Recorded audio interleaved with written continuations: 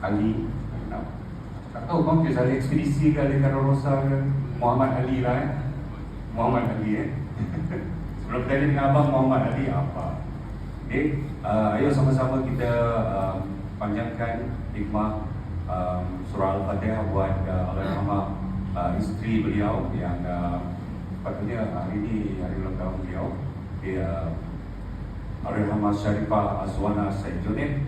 Okay, sama-sama kita panjangkan surah Al-Fatihah buat Allahyarhamah. Al-Fatihah.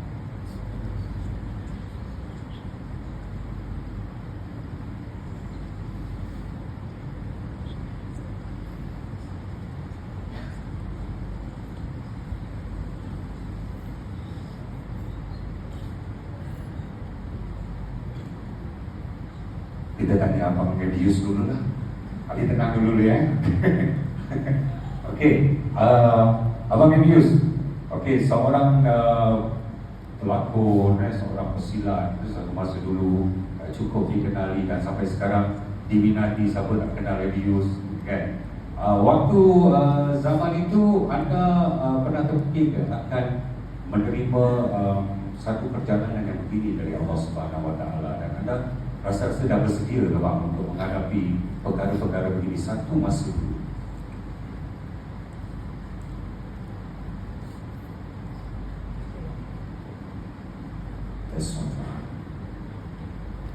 Terima kasih.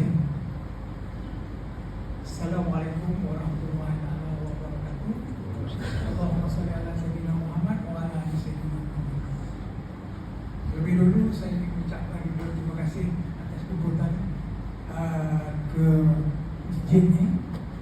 Saya pun pelik kenapa saya menyebut siapa saya ini sebenarnya. Okay? Tapi tak apalah, untuk kongsi-kongsi insya-Allah. Dan terima kasih juga saya ucapkan kepada Tuan Imam, Tuan Bilal, dari Jawatankuasa Masjid, Ibu Ayah yang ada pada malam ni, kerana sudi mendengar apa yang saya nak kongsikan bila berpeluang menjadi murid. Soalan tadi lupa ni pula.